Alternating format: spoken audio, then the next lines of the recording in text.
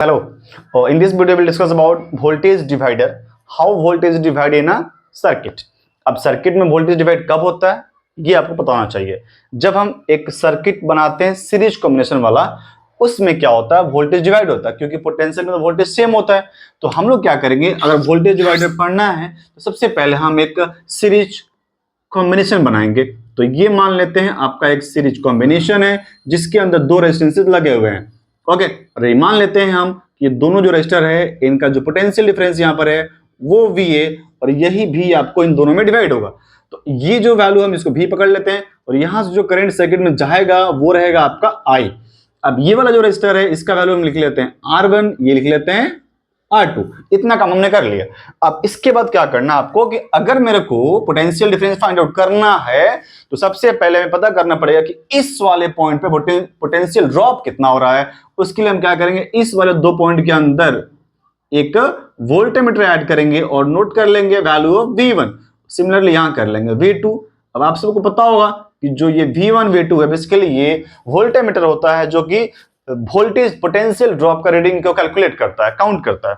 तो हमें निकालना है बेसिकली V1। तो यहां से जो V जाएगा वो दो भागों में डिवाइड हो जाएगा, एक होगा आपका V1 और एक होगा आपका V2। तो मेरा टारगेट ये है कि हमें फाइंड आउट करना है the value of V1 and V2 respectively. उसके लिए हम क्या करेंगे, यहां देखो, अब यहां ये जो कॉम्बिनेशन है ये एक सीरीज कॉम्बिनेशन, उसमें क्या होता है जो करंट होगा वो यहां भी सेम होगा, यहां भी सेम होगा। करंट हर जगह सेम है, तो अगर करंट हर जगह सेम है, करंट यहां भी मान लो आई ही जा रहा है, यहां भी करंट आई ही है, अगर हर जगह करंट सेम है तो हम ये बोल सकते हैं कि पोटेंशियल ड्रॉप कितना होगा, तो वो हो जाएगा V1 बराबर IR1 इस वाले के लिए। Similarly what is the value of V2, ये होगा आपका IR2।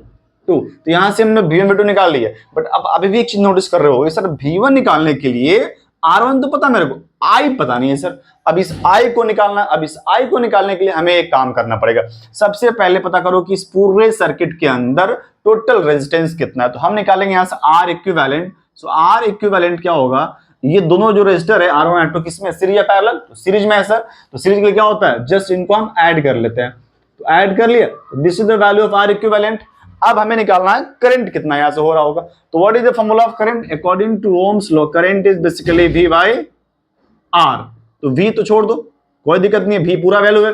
R कितना है बेटा, R आया आपका R1 प्लस R2। तो this is the value of I। अगर मेरे को, अब देखो यहां से मेरे को I भी मिल गया, R पता है, V निकाल सकते हैं। Then what is the value of V1, V1 is basically this is I, this is R1। So I means V divide by R1 plus R2 multiply R1।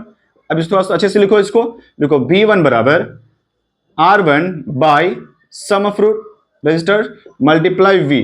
तो इसको साथ में लिखो, कितना मस्त दिख रहा है ये। ओके, सिमिलरली यहां लिखो V2। तो V2 क्या आएगा, this is R2 divide by R1 plus R2 multiply ये होगा आपका V। तो इस तरीके से हमने वैल्यू निकाल लिया। आप एक सवाल कर लेते हैं, चलो चुपके से। अगर मान लो ये आपका ये 12 वोल्ट की बैटरी रही होगी, ठीक है, और इसका जो रेजिस्टेंस है मान लेते हैं 5 ओम, इसका रेजिस्टेंस मान लेते हैं आपका 10 ओम। बताना है कि वैल्यू कितना होगा, वैल्यू कितना होगा। So what is the value of V1।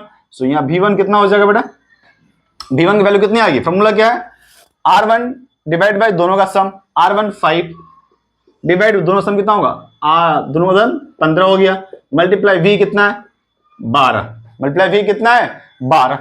Solve करेंगे इसको, कितना आएगा, ये करेंगे 3 5 3 आएगा, ये 3 चौका 12 हो गया, 4 वोल्ट आएगा। तो ये इसमें कितना है 4 वोल्ट। अगर यहां पर 4 वोल्ट है तो बाकी कहां आएगा, यही तो आएगा सर। सिंपल लॉजिक है, क्योंकि टोटली इसको 12 ही होना है। तो अगर आप एक निकालिए दूसरा भी आप आराम से निकाल सकते हैं, फॉर्मूला भी यूज कर सकते हैं। यहाँ पर V2 के लिए क्या करेंगे, V2 is R2, R2 is कितना 10, 10 बाय दोनों का सम 15 मल्टीप्लाई 12 मल्टीप्लाई 12, ये 5 से कटेगा, 5 दूना 10, 5 तिहाई 15, 3 चौका 12, 4 दूना 8 वोल्ट आया। तो इस तरीके से हम इसको सॉल्व कर सकते हैं। अब आपके लिए कमेंट छोड़ रहे हैं हम, आप मतलब क्वेश्चन दे रहे हैं। तो अगर मैं इस वाले को सॉल्व करके मान लो हमने कर दिया 20 वोल्ट, अगर बैटरी 20 वोल्ट की है और यहां पर लगने वाला जो रेजिस्टेंस R1 है अगर वो 10 ओम का है और R2 का वैल्यू 15 ओम का है, बताना है कि what is the value of V1 and V2। Please comment below the value of V1 and V2. And if you like this video, it is helpful to you, please subscribe or share with your friends. धन्यवाद।